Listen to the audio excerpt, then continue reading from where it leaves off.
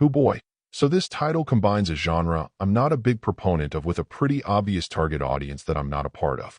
While I've reviewed games for the LGBTQ+, and have found some of them to be quite worthwhile, I just want to establish that I can't speak to their tone or authenticity with any sort of authority. So excuse me if I approach this more from how it functions as a digital novel than from the quality of the more romantic notes that it is going for. As the title suggests, the story takes place in a world where monsters and humans coexist. You'll play as a young human by the name of Christopher, who has decided to roll the dice and get assigned to working in St. George, which happens to be the most monster-filled spot in the country.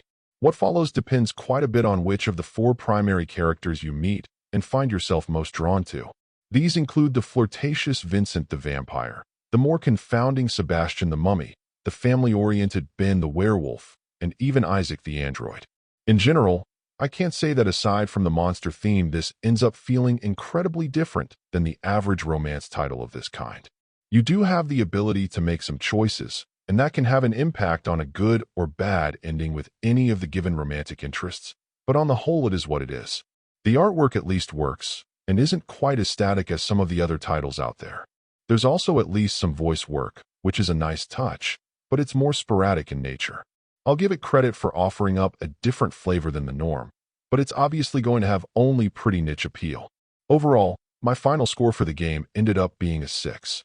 And if you're interested in picking it up, it's currently available on the Switch eShop for $12.99. Thank you for taking the time to listen to this review. And if you'd like more information or ideas of indie games worth checking out on the Switch or the Switch 2, be sure to click on the link provided in the description. Until next time.